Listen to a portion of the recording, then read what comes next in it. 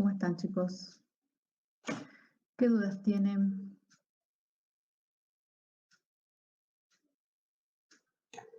Buen día, profe. No te escucho, Laura. Ahora, Veo que se mueven los puntitos verdes, pero no se te escucha. A ver, para. ahora sí me escuché. Sí, yo Sí, tenía ahora me volumen. escucho. Profe, una consulta. Sí. Cuando estamos viendo lo de fuego, en la parte práctica, por ejemplo, en un ejercicio, no nos dan lo que es el potencial, no, ¿cómo es? El PC de la madera o el calorífico de la madera. Eso ya se asume que es 4400. Sí, no debe estar el dato porque debe estar referido en algún problema anterior, pero Sí, el así, poder tal cual. calorífico de la madera siempre es 4400. Siempre van a dividir por 4400 para referir la carga total a la madera. Ajá, ok. Y en algunos ejercicios, también en los prácticos anteriores, por ejemplo, no nos dice que el trabajo era ligero, si era moderado, si era pesado. Y me A acuerdo ver, que veamos. Veamos, Laura. Voy a abrir el práctico de carga térmica, ¿no es cierto? sí. Y eso quería saber si nos iba a usted a avisar o... Quiero revisarlo porque he tratado en casi todos los enunciados de que diga, por eso, a ver, espera, mejor lo busco del aula.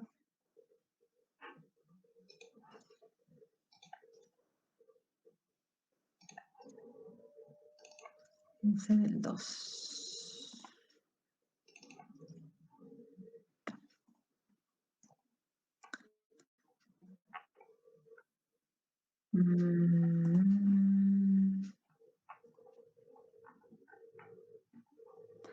Buen día, Vanina, perdón que contesté, creo que le contesté a Laura, pero se había leído tu salud. Acá está. A ver.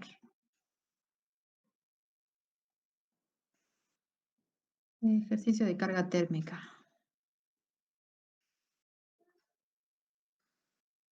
¿Dónde están acá los de carga térmica? Acá están.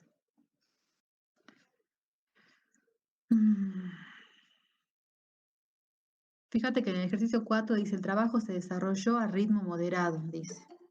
Pero además se van a guiar por el tipo de tarea. En ese práctico tenían una tabla, vamos a cerrar esto, que se me haga el lío. En ese práctico tenían una tabla al final donde les describe, que de hecho es la tabla tomada de la ley, donde hay ejemplos de actividades y conforme a eso el tipo de tarea, ¿sí?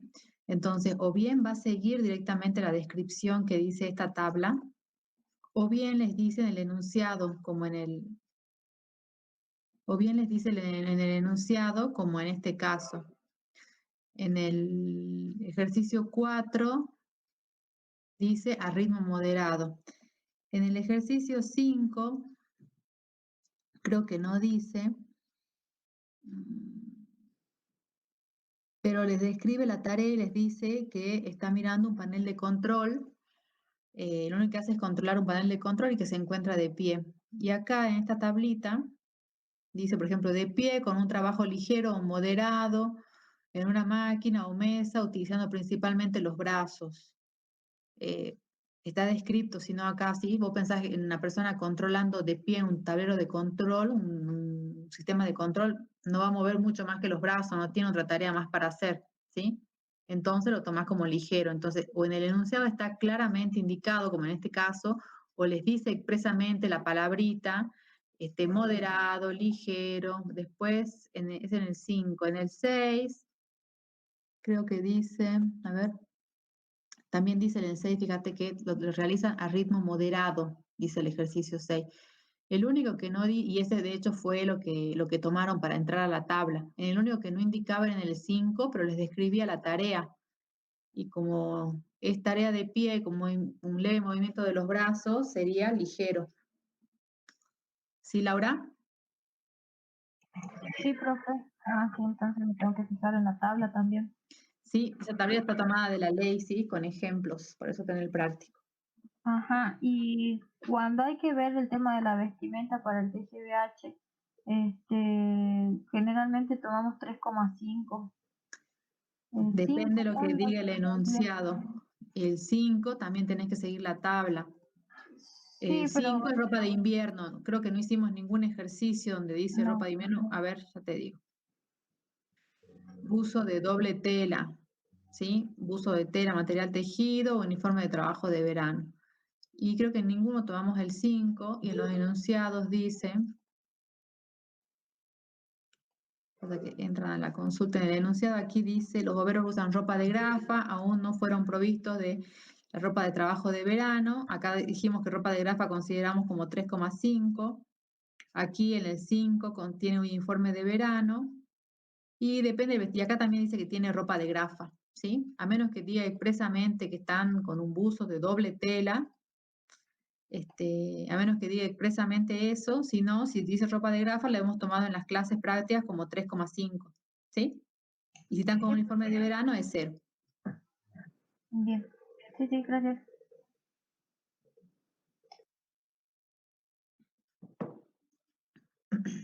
¿Qué otras consultas, chicos? Buenas, profesora. Buen día. ¿Cómo está, Natalia? Profe, yo quiero hacer una consulta sobre el accidente en el trabajo, en itinere. Sí. Por ejemplo, me acuerdo que decían que la jornada laboral de un trabajador terminaba, a cierta hora y él, por quedarse, se quedaba dentro del lugar de trabajo media hora más y dentro de esa hora él tenía un accidente ahí dentro de la empresa. Sí. Ese es un accidente initere. Initinere no es un initinere, no es un accidente initinere. El accidente initinere va a ser ni bien salga del trabajo y esté en la vía pública, podríamos decir, ¿sí? Ajá. Y obviamente siguiendo el resto de los requisitos, que sea su recorrido habitual, que todo el resto de los requisitos, pero es afuera del lugar de trabajo, el itinere. No es que es cuando termine el horario de trabajo, aunque esté dentro de la fábrica, ¿sí? El itinere es fuera del lugar de trabajo. Ahí está, bien. Ese es uno, yo tengo otra, pero lo voy a buscar ahora. Sí, bueno. Bien, gracias.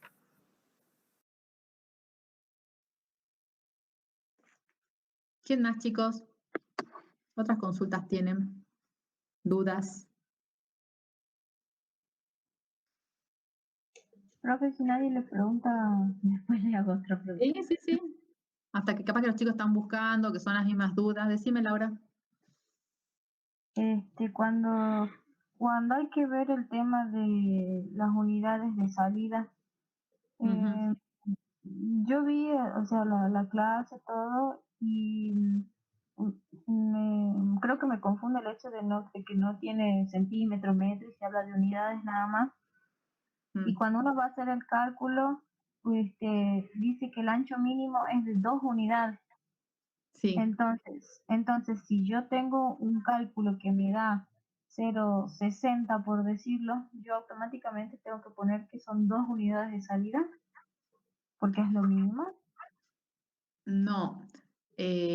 Cuando vos haces el cálculo, vos haces la división entre la cantidad de personas dividido 100, ¿sí? Sí. Ese es el número n que vos sacás. A ver, lo vamos a compartir. Espera un segundo. Voy a compartir una pizarra para que lo vean. Está prendido. Acá está. Está.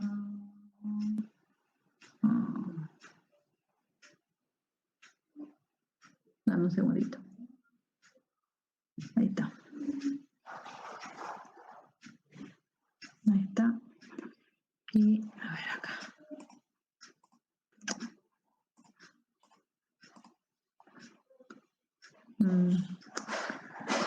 Dame un segundo.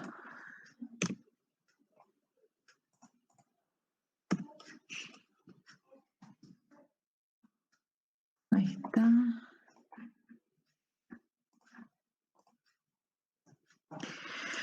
El cálculo que vos haces, ¿están viendo la pantalla? Sí, profe. Bien. Vos tenés n que es igual a n sobre 100. Este n es el número de unidades de salida.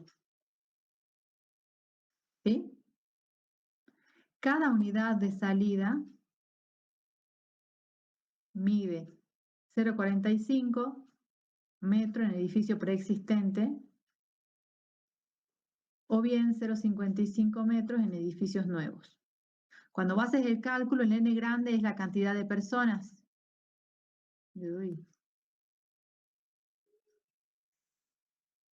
Entonces, por ejemplo, vos te dice que un local tiene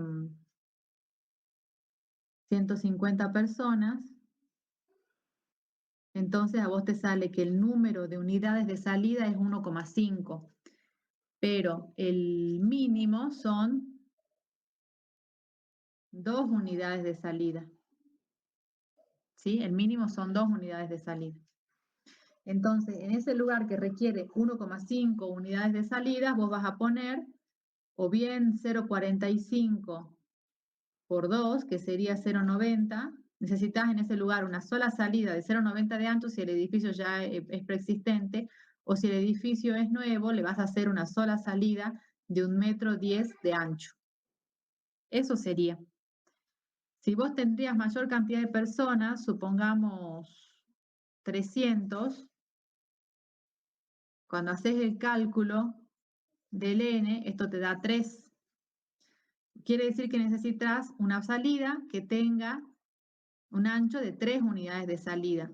Si el edificio es preexistente, esa salida tiene que ser de 0,45 por 3, y si el edificio es nuevo, esa salida tiene que ser de 0,55 por 3. ¿Esto cuánto da? 1,35, creo acá. Y acá hay 1,65 metros. ¿Sí? Si vos suponete tenés ya más de 3, o sea, a partir de 4 en adelante, el n, suponete que tenés 550 personas,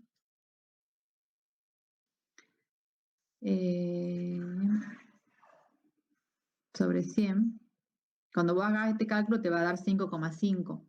Entonces, estos 5,5 te va a dar un cierto ancho de unidades de salida, pero cuando ya es mayor que 3, es decir, de 4 en adelante, vos vas a utilizar otra ecuación, vas a tener que determinar cuántas salidas son necesarias, y el número de salidas es igual al n sobre 4 más 1. O sea que aquí sería, perdón, el n, mira, la ecuación ya no me la acuerdo. Que la puse, que estaba mal, a ver, ya te digo.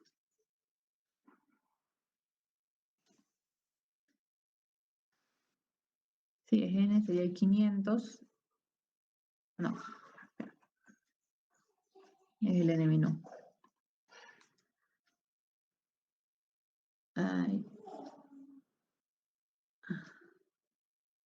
Sería en este caso 5,5 sobre 4 más 1. 5,5 dividido 4 es 1,375 más 1 es 2,375. No vas a poner 2,37 salida, lo redondearás a 3 directamente. Entonces quiere decir que en total, que te cumpla con este ancho de unidades de salida, vos tenés que poner en total 3 salidas que sumadas te reúnan, sería los 5,5 por 0,45 si el edificio es preexistente, o por 0,55 metros si el edificio es nuevo. O sea, lo que voy es que cuando tenés más de 3 ya no vas a hacer una sola salida que tenga ese ancho, sino que lo dividís a ese ancho en varias salidas. Eso sería, Laura, no sé si respondí tu duda. Sí, pasa que tenemos 0,29, por ejemplo, y o sea, siempre que tengamos menos de 2 unidades, se lo multiplica por 2 a 0,40. Van a ser 2 unidades, sí. Claro. Siempre que tengas, sí. Bien. Ah, listo, gracias. Siempre vas a poner por lo menos una salida. Si el edificio existe, por lo menos entonces, y te da menos de 1, por lo menos la salida va a tener 90 centímetros o 1,10 m, por lo menos. Ok, gracias. Bien. De nada. ¿Quién más consultas? Yo, Profe, profe, Sí, Magali. profe, Bueno. consulta rapidito y la dejo a mi compañera. Bueno, usted nos había dicho en clase de que la modalidad del parcial iba a ser multiple choice. ¿Con Sí. cuánto tiempo contamos para realizar el parcial? Todavía no he completado el parcial, por eso no sé con cuánto tiempo contás. No lo terminé de hacer Bien. todavía, por eso no sé decirte cuánto tiempo. Me está llevando bastante tiempo, así que quizás sean pocas preguntas, todavía no lo terminé de hacer. Todo depende de cuánto le Bien. noche hoy. Bueno, bien, profe. Bueno, gracias. Les voy a poner, obviamente, en cuanto tengas esa información, les voy a poner en el aula todas las pautas. Bueno, el parcial ya saben que va a ser secuencial. O sea que van a ir respondiendo y pasando, no van a poder ir y volver en el parcial, ¿sí? Eso. Y después, Bien. bueno, sí, van a tener publicadas, cuando comience el parcial, cuántas preguntas son y cuánto tiempo en total tienen para desarrollar. Les voy a poner antes de entrar al parcial y toda esa información, ¿sí? Bueno, profe. ¿Cómo, profe? Perdón. O sea, vemos Yo te una respondo, pregunta Santiago. ¿Cómo, Laura? y vemos una pregunta y después de responderla bien o mal, recién pasa la otra. Sí, Y cumplido el horario ese, ¿se manda automáticamente? ¿O cómo? se envía automáticamente. Okay. Sí, lo configuro para eso. Ahora veo la consulta de Santiago. Entonces, ahí cómo multiplicamos para sacar el ancho, porque serían las salidas son 3, pero el ancho sería, por ejemplo, el total dividido a las 3, ¿sí? Porque vos, el ancho, fíjate que sería, a ver, 5.5 por 0,55, supongamos que sería el edificio nuevo, me da 3 metros. Para un edificio, perdón, para un edificio nuevo. Entonces, a vos te da que entonces necesitas no poner una sola salida que tenga 3 metros de ancho. Cuando haces este cálculo que te da que tendrías que tener 3 salidas, pondrás 3 salidas de 1 metro, por ejemplo, cada una. ¿Sí? Vos dividís el total, que tiene que ser, porque el total que vos calculás está basado en la cantidad de personas que vas a usar, la cantidad de personas que hay en el local. Por lo tanto, vos tenés que disponer de salidas de en total de esa cantidad de anchos, podríamos decir, para que salgan todas las personas del local. Pero no las vas a mandar a todas a un solo sector, sino que vas a poner en este caso 3 salidas distribuidas. Pero en total tu ancho sería ese. 3 salidas de 1 metro, ¿sí? Profe, ahí no es como las 3 salidas con las 2 unidades. No. De Porque 1,45 y 55. Si usted dice que tiene que haber 3 salidas, sí. tiene que dividirla en 3 salidas iguales, entonces sería 90 de una salida o 1,10 de una salida, otra salida de así con 1,10 o 90 centímetros. No sé si entiendes. Sí te entiendo, pero no sería, sí te entiendo lo que me estás preguntando.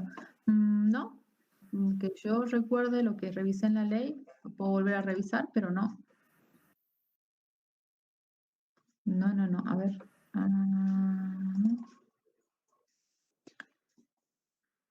Mm,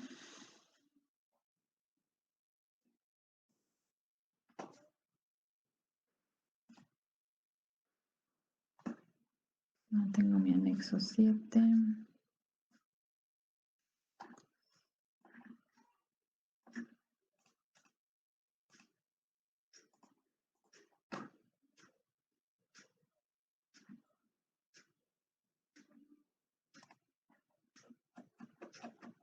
Ya te digo. Lo vuelvo a ver, pero creería que no. Presurización, resistencia al fuego.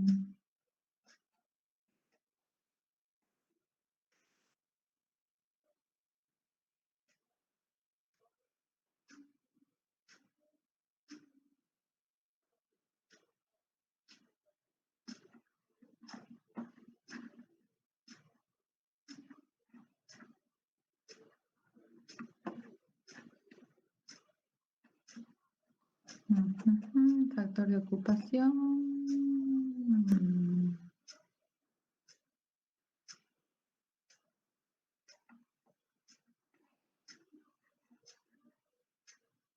N dividido 4 incrementada en 1. No.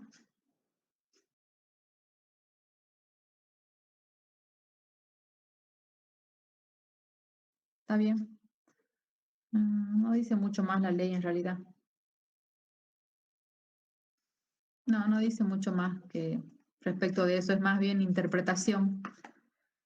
Eso, Natalia, lo vamos a tomar así, se abrió un ejercicio de ese tipo. ¿Sí? Se abrió un ejercicio donde tienen más de 4 o más, tienen que aplicar esa ecuación y lo calculamos dividiendo la cantidad de anchos totales que tienen que tener, con el que tienen que contar ese lugar para que las personas salgan, dividiendo el número de salidas que hay. ¿Sí? Si en el caso de tener 2 salidas, cada salida sería de 1,5. Claro, sí, sí, Camila. Si nos daría eso, cada salida sería de 1,5 metros. Sí, Camila. Pero ¿en qué caso nos tendría que dar 2? No nos podría dar 2.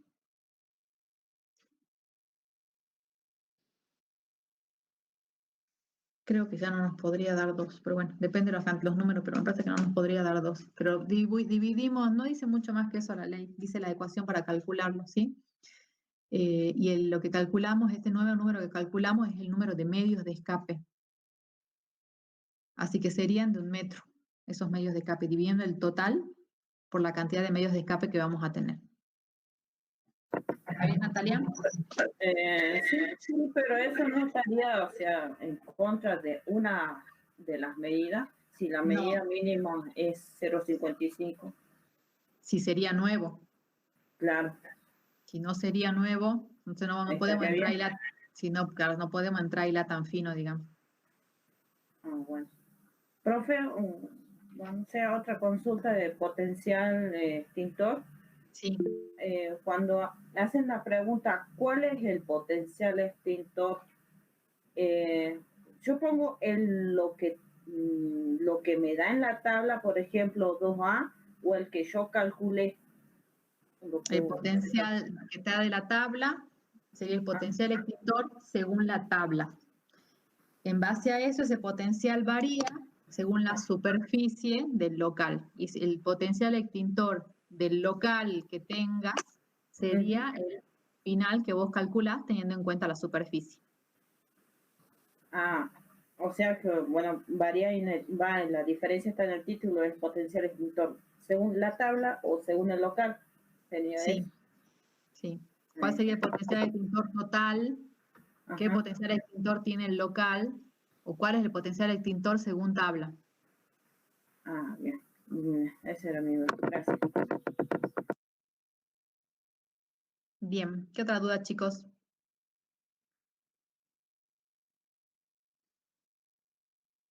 Bien, Camila, entonces aclarada la duda. ¿Otra consulta, chicos? Otra, profe, cuando usted hace referencia a un decreto, a unas leyes, por ejemplo, el marco legal, nos dice, no sé bien, no sé qué tema, pero por ejemplo, si hay la ley nacional tiene un decreto reglamentario y ese decreto reglamentario, las ampliaciones de la Superintendencia de Riesgos de Trabajo, no entiendo bien esa parte, cómo es la cadena. En realidad, a ver, eso lo tendrían que ver en ingeniería legal, seguro que lo ven. Vos tenés leyes y cada ley tiene su reglamentación, ¿sí? No me acuerdo, es la 351 y en la SRT tiene una ampliación del 2003. Por ejemplo, pero es una resolución, pero eso es una resolución, no es un decreto, y ahí en la clase tienen aclarado que es una resolución. ¿Sí? Es que depende de quién lo emita. La Intendencia no puede emitir decretos. Los decretos los sanciona el Congreso. Sí, las resoluciones serían como las Las ampliaciones. resoluciones es el instrumento que puede emitir la Superintendencia de Riesgos de Trabajo. Es solamente puede llegar a emitir eso, ¿sí? Nada más. Ah, bien. Bueno, gracias. Profe, Sí, Laura.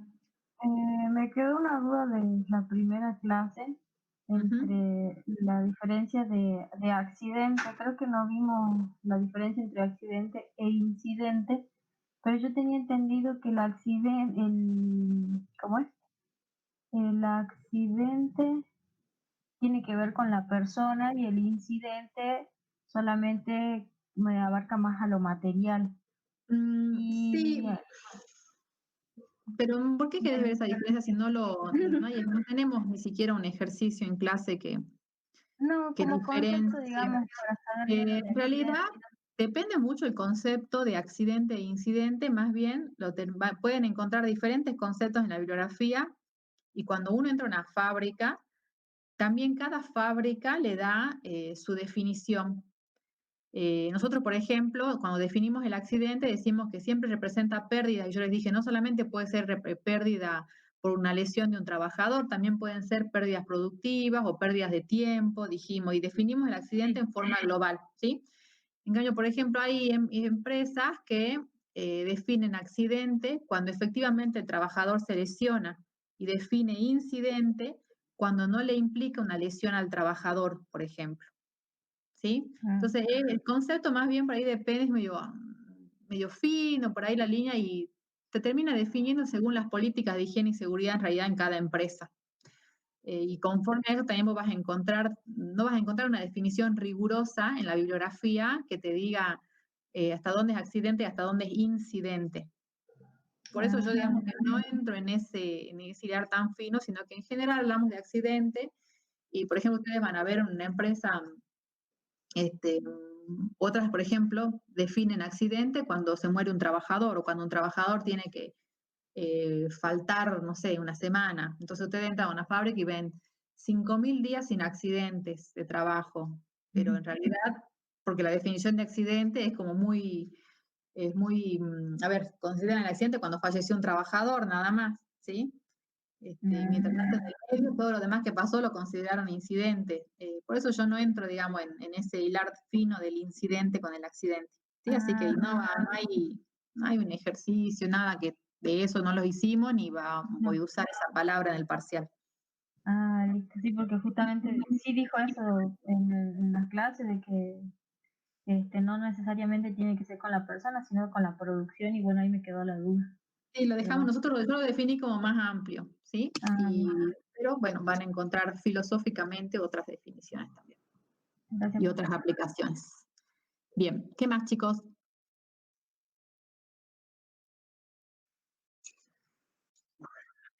¿Cómo está Jesús?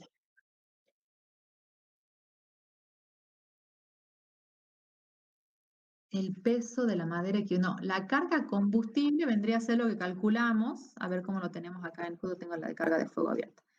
El peso equivalente de la madera sería la cantidad de madera que va a desarrollar una carga combustible similar a la que tenemos en el sector que estemos analizando.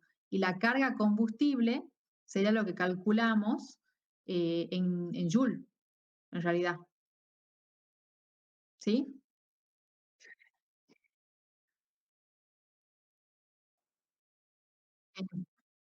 Si te piden cantidad de calor, es unidad de energía, o sea, Joule.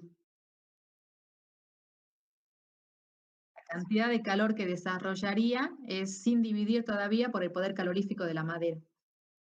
¿Sí? Bien. ¿Qué más, chicos? Profe, buenos días. Buen día, ¿cómo estás, Carolina? Profe, tenía una duda. En clase usted había dicho que acción generalizada, en cuanto estoy hablando de sustancias tóxicas, que una acción generalizada en el organismo, según el CMP, está normalizado, pero puede ser con tiempos permitidos. O sea, se puede estar en contacto según un CMP en un tiempo permitido. Lo que no me quedó claro es en este caso qué tipo es, si hay que especificarlo con una sigla en especial, ya sea C o S, o sería un CMP, CPT. Te entendí la pregunta. En realidad, a ver, las sustancias que tienen una acción generalizada en el cuerpo, cuando ustedes van a la tabla donde se fijan las concentraciones máximas permisibles, ¿sí? Para esas sustancias vos vas a tener seguramente una CMP y también vas a tener una CPT. A ver si puedo entrar a la ley para que ustedes vean cómo se presenta esa información. Acá la tenía, sí. A ver, voy a llegar a ese capítulo.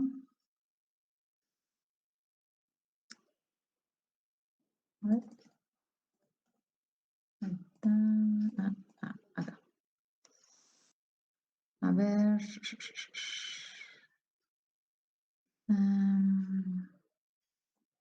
Carga térmica, contaminación ambiental. Mira, ya te comparto.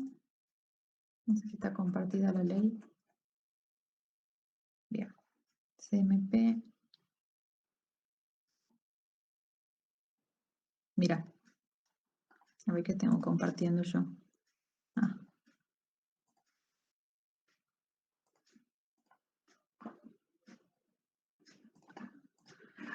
Fíjate, esta es parte de la tabla que tiene la ley, si bien esta sale media corrida. Las sustancias que tienen una acción generalizada, nosotros vamos a encontrar concentraciones máximas permisibles directamente y también vamos a encontrar concentraciones máximas permisibles para cortos periodos de tiempo. Para estas sustancias, entonces, se puede exceder la CMP durante la jornada laboral con periodos separados como máximo 4 periodos de 15 minutos separados por 1 hora cada uno de los periodos, y al valor al que se puede exceder la concentración máxima permisible son los que tenemos aquí indicados por las normas. Eso sería para la que tiene acción generalizada en el cuerpo. La que tiene vía dérmica, yo les dije que está antepuesta en la ley, en este caso no está antepuesta, sino que dice vía dérmica, fíjate, y está corrido justamente esta tabla, pero el 25 viene acá a la CMP y el 120 que está acá abajo va en esta fila, está en 2 unidades, en partes por millón y en miligramos por metro cúbico. Esta sustancia que en esta tabla que tengo yo dice vía dérmica, lo que vimos en clase es que por lo general figuran antepuestas con una letra S que significa skin, piel en inglés. Esas sustancias no tienen concentraciones máximas permisibles por cortos periodos de tiempo, ¿sí? Sino que van a estar identificadas con la letra S. Las que están identificadas, en esta tabla dice vía dérmica, vía dérmica. Las que están identificadas con la letra C, que es la que indica ceiling, son las que tienen efectos irreversibles, no estoy encontrando ninguna acá, pero son las que tienen efectos irreversibles y en ese caso no vas a tener una CMP-CPT porque no podés superar nunca el valor de la concentración máxima permisible justamente porque tiene efectos irreversibles. De hecho, se recomienda trabajar por valores bastante por debajo de los máximos permisibles, ¿sí? Entonces, CMP-CPT vas a encontrar para las de acción generalizada principalmente. ¿Está respondido, Carolina? ¿Se entendió? Entonces, esta sí entra del grupo CMP, CMPT. La generalizada sí vas a encontrar los 2 valores. Y alguna de estas sí llevarían las siglas. ¿Puede existir entonces que alguna sustancia de acción generalizada lleve las siglas C o S? Sí, pero en ese caso no tendrías que encontrar para cortos periodos de tiempo. No deberías encontrar concentraciones para cortos periodos de tiempo porque la que tiene efecto irreversible, bueno, puedes superar el CMP nunca, porque tiene justamente efectos irreversibles. Y el CMP-CPT es la concentración máxima permisible de cortos periodos de tiempo. Es hasta cuánto te podés pasar vos de la concentración máxima permisible, teniendo en cuenta, como dijimos, periodos de 15 minutos y separados de esos periodos, 4 lo máximo en la jornada laboral y separados por 1 hora. ¿Sí? Siempre además que el promedio global de la jornada laboral te esté dando dentro de la CMP, que sería que está calculado en realidad en base a eso. pero no deberías encontrar para las que son C, que son las ceiling, las que son irreversibles, no deberías encontrar CMP-CPT. Ah, bien, esa era otra duda también que tenía, si en el caso de que se supere, el promedio no debe superar el máximo permisible por día. También ese sería otro punto.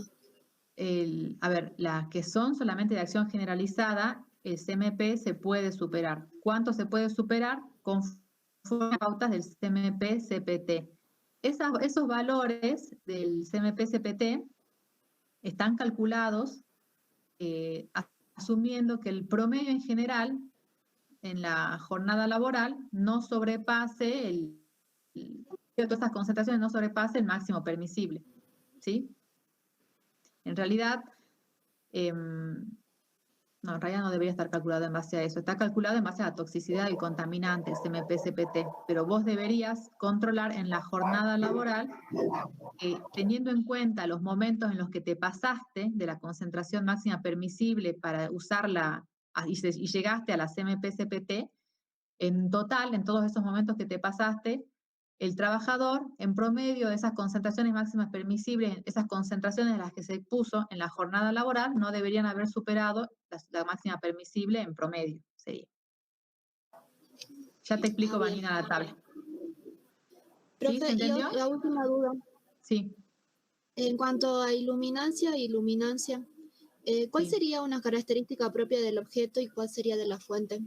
Eso no me quedó claro. El nivel de iluminación o iluminancia es una característica propia de la fuente. Por eso, en una mesa, yo aunque tengo una hoja blanca o tengo un escritorio oscuro, ambos reciben el mismo nivel de iluminación, la misma iluminancia, ¿sí? Y la luminancia depende del objeto. Yo voy a percibir como más clara una hoja blanca que mi escritorio oscuro, por ejemplo. ¿Sí? Sí, profe. Carolina. Bien. Voy a buscar la tabla para explicarte, Vanina. La tabla de carga térmica voy a compartir.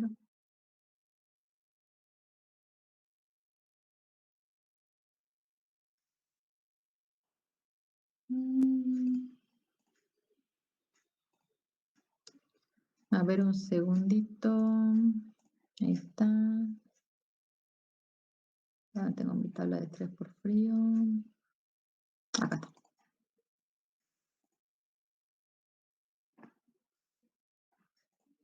Bien. Esta es la tabla de... Ahí también. La tabla de estrés por frío. Fíjense que la tabla dice TLB, es como si sería concentración máxima permisible, pero en inglés, para el trabajo, para un turno de 4 horas. Cuando hablamos de estrés por frío, el trabajador trabaja 4 horas. Y se evalúa, no se evalúa el tipo de trabajo, sino las condiciones climáticas para establecer sus regímenes de trabajo. En esas condiciones climáticas consideramos las temperaturas y los vientos. Porque cuando el viento es más fuerte, la percepción en realidad del frío es mayor y por lo tanto el trabajador va a trabajar menos tiempo o va a descansar más en todo caso. Entonces, en la tabla acá tenemos los rangos de temperatura y dependiendo de la dirección del viento entramos o bien a este conjunto de columnas o bien a este conjunto de columnas o a este o a este o a este. Para cada dirección del viento nosotros tenemos un periodo de trabajo y la cantidad de interrupciones. Siempre teniendo en cuenta que estos periodos de trabajo e interrupciones entran en las 4 horas de la jornada laboral que tiene un trabajador que se expone al estrés por frío. Entonces, si un trabajador, por ejemplo, trabaja y no hay viento apreciable, supongamos que está entre menos 25 y menos 28 grados centígrados y no hay vientos apreciables, acá dice interrupciones normales. Eso quiere decir, como hay una sola interrupción, número de interrupciones es una, por lo general, eso no hay una explicación, está tomada así en base a la práctica, podríamos decir, la distribuimos a esta interrupción normal en la mitad de las 4 horas. O sea, el trabajador trabajará 1 hora 55 o 2 horas, descansa 5 minutos aproximadamente y vuelve, un descanso razonable, que tampoco está en realidad indicado en la ley, y vuelve a trabajar otras 2 horas y termina su jornada laboral. Cuando el trabajador, sigamos en el mismo renglón, supongamos que el viento es de 16 kilómetros por hora, dice que el número de interrupciones es 2. Y siempre tratamos de ubicar las interrupciones distribuidas en forma equitativa, podríamos decir en el tiempo, teniendo en cuenta también su periodo máximo de trabajo. Fíjense que dice el periodo máximo de trabajo, ¿sí? Entonces, si consideramos este periodo máximo de trabajo, el trabajador, por ejemplo, trabajaría 75 minutos, que sería 1 hora 15. Supongamos que allí hace una de sus interrupciones, descansa 5 minutos, allí tiene 1 hora 20. Y luego tiene que trabajar otros 75 minutos. Entonces, cuando se cumpla, estaban en 1 hora 20, más 1 hora son 2 horas 20, más los 15 minutos, para completar los 75 minutos, son 1 hora 30, son 2 horas 35. Allí, allí sería, a ver, tengo que anotarlo para no perderme. Sería 1 hora 20, 1 hora 20. Más 1 hora sería 2 horas 20, más los 15 minutos son 2 horas 35.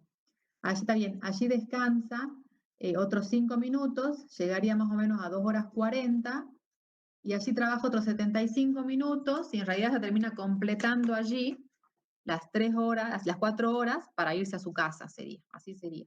Me estaba perdiendo. Cuando hacemos vientos de 24 kilómetros por hora, dice que el tiempo de trabajo es de 55 minutos y descansa 3, y tiene 3 interrupciones. Trabaja, acá es más fácil de calcular, trabaja 55 minutos, descansa 5, se cumple 1 hora y una de las interrupciones.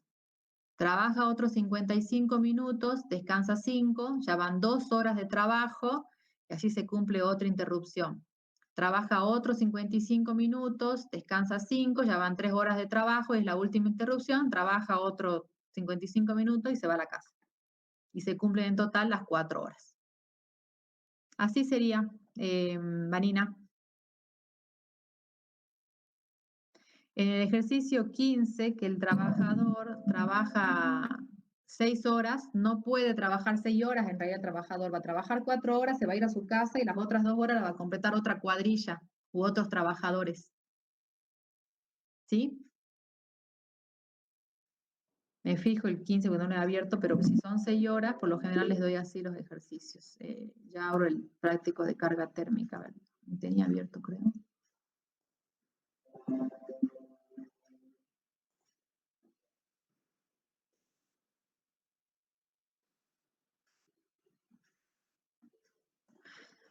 En el 15...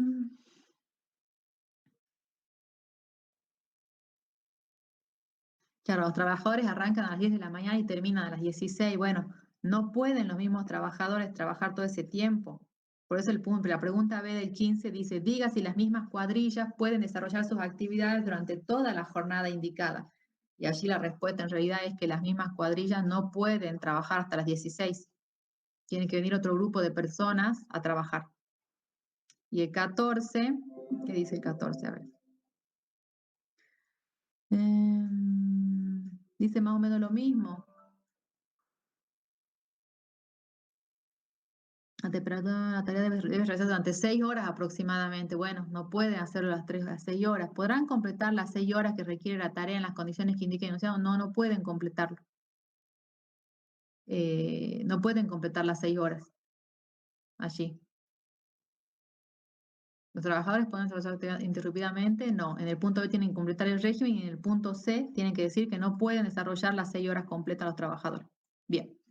Sí entendió Vanina. Laura me preguntó, me quedé con la misma pregunta de Jesús, TP4, ejercicio 4. No, no es nada. A ver, TP4, ejercicio 4. TP4.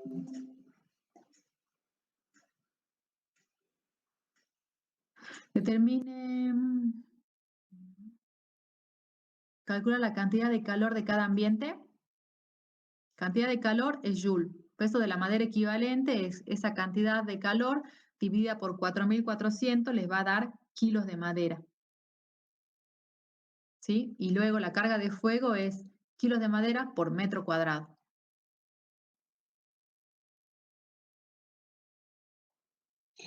¿Cómo? Me quedé, profe, quise anotar. Espera, tengo el cálculo acá hecho, pero no como... O sea, si es... Calcula la cantidad de calor del ambiente, no es la carga de fuego, entonces. No, porque cantidad de calor es energía, es el resultado de multiplicar la cantidad de materiales que tengan con el poder calorífico. Y como resultado de eso les da joule o kilocalorías por lo general. El poder calorífico de la madera. No, a ver, escúchame Laura. Cuando calculas cantidad de calor, vos en la primera parte, ¿qué haces? Multiplicás la cantidad que tenés de cada material, por ejemplo, caucho, por el poder calorífico del caucho. El poder calorífico lo tenés en kilocalorías por kilo. Cuando lo multiplicás por los kilos de caucho que tenés, se te van los kilos y te quedan kilocalorías. ¿Sí? Sí, sí. De esa forma, eso haces con todos los materiales, por ejemplo, que puedes llegar a tener en un ambiente determinado. Multiplicas en cada caso la cantidad de materiales por su correspondiente poder calorífico. Como la cantidad de materiales la tenés en kilos y el poder calorífico lo tenés en kilocalorías por kilogramo, siempre se te van los kilogramos y te queda finalmente una suma de kilocalorías. Cuando vos sumas todo eso, te queda un número total con unidades de kilocaloría. Esas kilocalorías son las kilocalorías que se desarrollarían, la cantidad de calor que se desarrollaría si ese lugar se quemaría, ¿sí? Entraría en combustión. Esa es la cantidad de calor del ambiente, como pregunta acá. Y acá en el ejercicio, por ejemplo, está en calorías. ¿Lo tengo que pasar kilocalorías o puedo trabajar así en calorías? No, lo podés trabajar en unidad de calor, lo podés trabajar en calorías tranquilamente. Ajá. ¿Y ¿Sí? el peso de la madera equivalente? Es el resultado de dividir esas calorías por el poder calorífico de la madera, porque ahí se te va calorías con calorías y te queda kilos de madera. Okay. ¿Sí? Sí. Y luego la carga de fuego es el peso que dividiste de la madera por unidad de superficie. Sí, eso sí. Gracias, Bien, profesor. de nada. ¿Qué más, chicos? ¿Alguna otra duda? Del mismo práctico, profe, Sí. el punto 9, ¿usted podría Sí. explicar de nuevo el uso de la tabla? El 9. A ver. Espera que estoy. Espera un segundo, ¿dónde tengo el mismo No, perdón. El práctico 4, ejercicio 9, sí. A ver, el 9.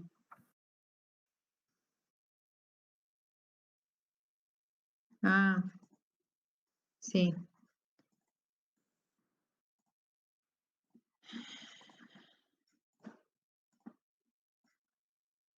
No sé qué estaba presentando, pero ahí está. En la tabla tenemos distancia del punto de peligro, distancia de un punto de peligro desde el suelo. ¿Sí? Esto en realidad me va a dar la altura del resguardo. Acá, distancia horizontal desde el punto de peligro. Esto va a estar la distancia a la que tengo que poner el resguardo de ese punto de peligro en sentido horizontal y la altura del borde de la barrera. El ABC lo tienen acá, a ver. En la clase de riesgo mecánico. Que no se abre. Ahí está.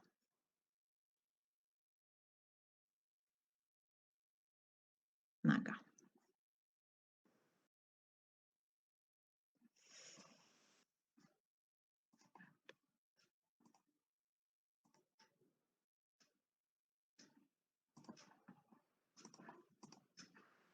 Fíjense,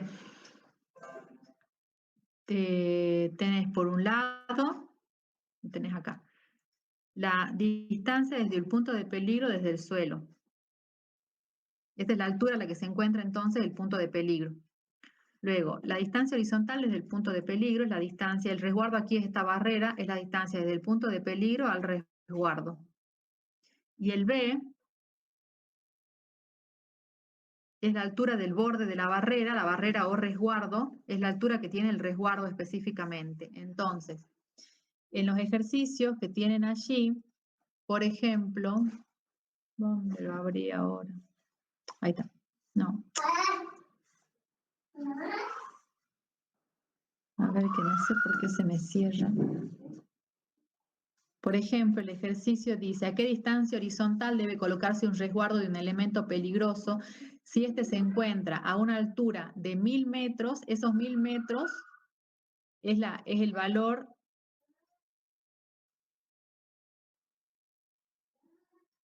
es A. El objeto peligroso se encuentra a una altura de 1000 metros, no, perdón, de 1000 milímetros, es A. Luego dice, y la altura del resguardo a su vez es de 1600 milímetros. Entonces nos están dando el valor de A y el valor de B. Y lo que tenemos que averiguar es el valor de C. Entonces el valor de A era 1000, estamos en este renglón, ¿sí? El valor de B era 1600 milímetros, entonces ya hacemos el cruce de los 1000 con los 1600, y ¿qué podemos leer acá? 300. Entonces 300 va a ser la distancia horizontal desde el punto de peligro, que es lo que nos están preguntando. En el siguiente dice, ¿qué altura debe tener un resguardo?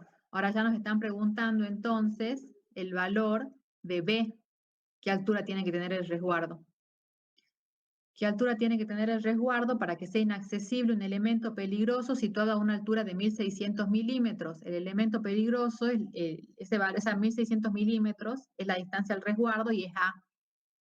Y a una distancia horizontal de 1000 milímetros del resguardo, la distancia horizontal vendría a ser C. Entonces en la tabla tengo, ¿cómo era la pregunta? ¿Qué altura debe tener un resguardo para que sea inaccesible? Y tengo 1600 y 1000. Bien. Entonces tengo, la pregunta es B, el resguardo tiene una altura de 1600, o sea, A vale 1600, estoy en todo este renglón. Y luego dice que la distancia horizontal es de 1000, o sea que de todas estas posibilidades de distancias horizontales de valores de C, me tengo que parar acá. Y cuando me paro acá y leo el valor correspondiente de la altura del resguardo, el resguardo tiene que ser de 1200, tiene que tener una altura de 1200 milímetros. Lo leo aquí arriba. ¿Se entendió? Natalia. Bien. ¿Alguna otra pregunta, chicos? Profe, sí, me quedan 5 minutos de consulta. ¿podría explicar del práctico 3 el ejercicio 18 cuando identificamos la cantidad de... el ejercicio 18, cuando usamos la tabla? 18. Ya lo busco. Bien, ejercicio 18 dice, a ver, los empleados de un sector de... El régimen de horas y la cantidad de levantamientos. Tenemos, dice, los empleados levantan cargas de 12 kilos, teniendo como punto de origen para el levantamiento 45 centímetros desde el punto medio de los tobillos y como altura del levantamiento la altura de la mitad de la espinilla. A ver. Entonces, voy a hacerle un poco de suma a esta tabla. A ver, ustedes vayan recordándome las condiciones. Son 45 centímetros. A ver, voy a tener que abrirlo de acá porque lo tengo que volver a leer para acordarme los valores que me dice. TP de ergonomía.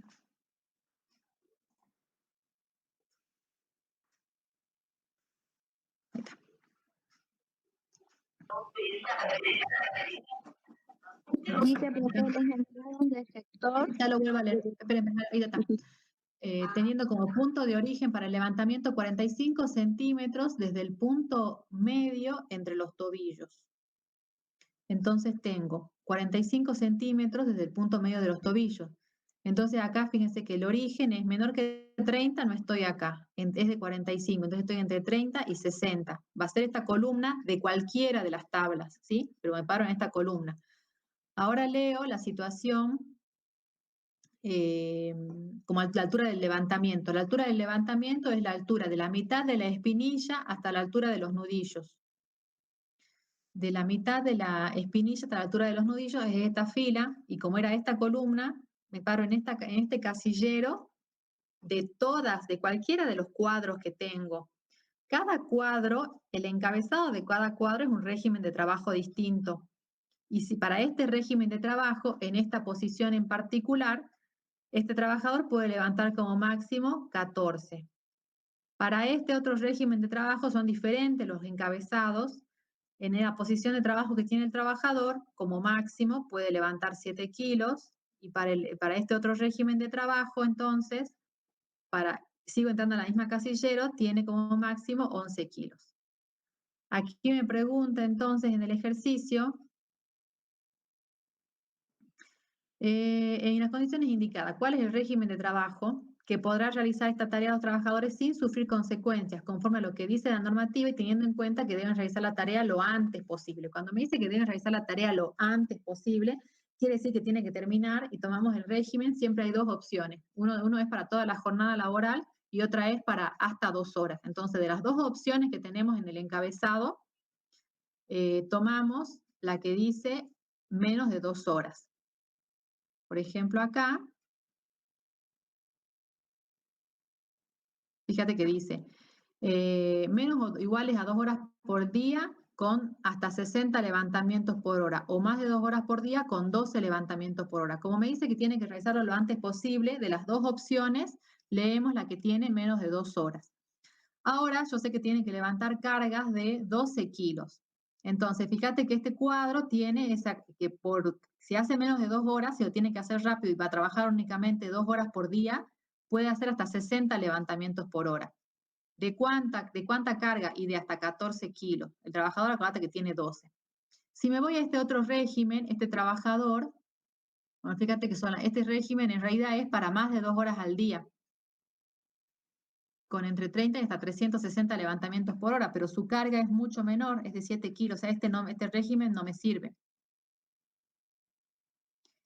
Y en realidad este régimen tampoco me sirve, porque fíjate que se trabaja hasta 2 horas al día, puede hacer también entre 60 hasta 360, pero las cargas pueden ser como máximo de 11 kilos, y yo tengo cargas de 12 kilos. Entonces solamente tengo la posibilidad de entrar a este cuadro, en realidad de usar este régimen, mejor dicho, el régimen de este cuadro, que sería que su régimen es de menos de 2 horas al día con hasta 60 levantamientos por hora. Ese sería su régimen de trabajo. Y esa sería la respuesta para ese punto. Para el punto A, porque me pregunta lo antes posible. Sí. Luego dice que el trabajador le van a llegar unos fardos nuevos de 18 kilos y podrá realizar el mismo trabajo. Y fíjate que en las posiciones que vimos, lo máximo que puede levantar es 14 kilos, porque una era 14, otra era 11 y otra era 14, 11 y 7, por la posición que tiene el trabajador, ¿sí? O sea que ese trabajador no tiene un régimen de trabajo allí para levantar los 18 kilos. Y luego pregunta, o sea, la respuesta allí sería que no hay régimen de trabajo seguro para levantar fardos de 18 kilos en esas posiciones de levantamiento, ¿sí? Y la B dice, ¿cuál es la máxima carga que pueden levantar en estas condiciones si deben desarrollar la tarea durante las 8 horas que dura la jornada laboral con más de 60 repeticiones por hora? Entonces allí, ¿qué máxima carga pueden realizar? Fíjate que aquí ya no voy a trabajar 2 horas nada más, sino que tengo que trabajar durante toda la jornada laboral. Entonces, si tengo que levantar cargas y puedo hacer más de 60 repeticiones, allí tengo que buscar qué régimen, el encabezado de qué cuadro me permite hacer eso. Acá, fíjate que es más de 2 horas al día, esta con más de 30 y hasta 360, podría entrar en este régimen, pero allí podría levantar como máximo 11 kilos, y en este otro régimen, fíjate que dice, con más de 2 horas al día, con más de 12 y menos de 30. No, acá no entraría, digamos, en este. La única posibilidad entonces de régimen es esta, Porque esta dice que la carga que me indica acá, que serían los 7 kilos, las puede levantar durante más de 2 horas al día con más de 30 y menos de 360 levantamientos por hora. Como acá el enunciado me dice que tiene que hacer 60 levantamientos por hora, como máximo puede levantar 7 kilos. La respuesta entonces acá sería 7 kilos. Ah, bien, profe. Bien. Bueno, chicos, no me puedo quedar mucho más. Cualquier otra duda me pueden mandar mensajes a través del aula virtual, ¿sí? Espero que no haya quedado ninguna duda sobre esta. La única duda que es sobre el parcial nada más, si las tablas tenemos que usar de los trabajos prácticos o ustedes nos van a mandar unas tablas para resolver.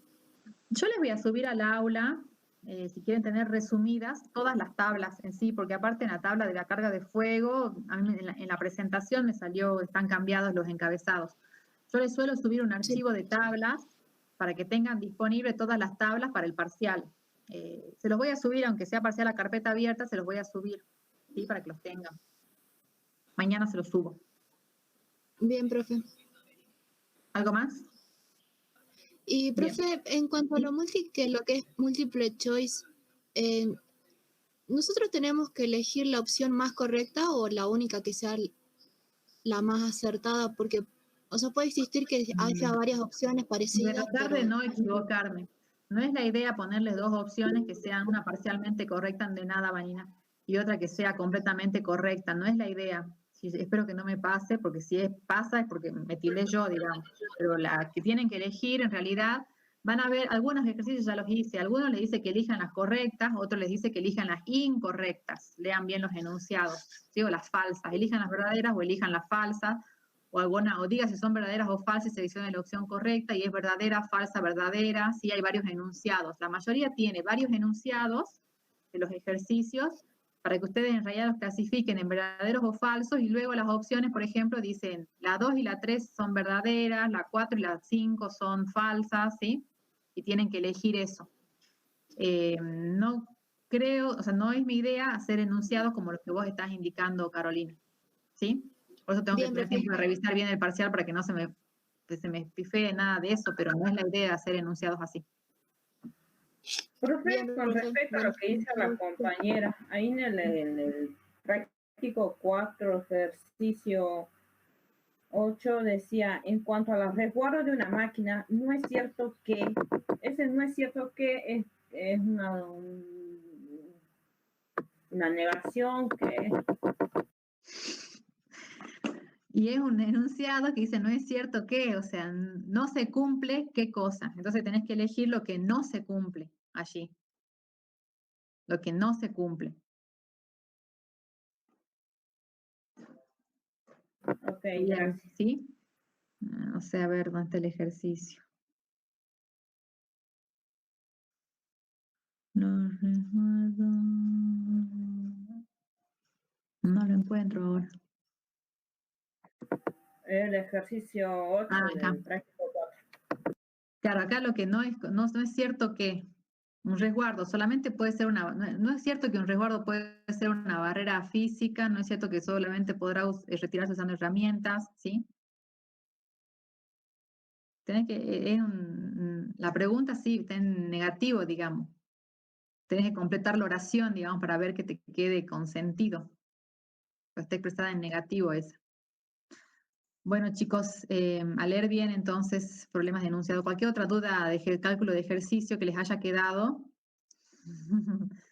Hay verdadero, hay para elegir la correcta y la incorrecta, desde ya les voy diciendo.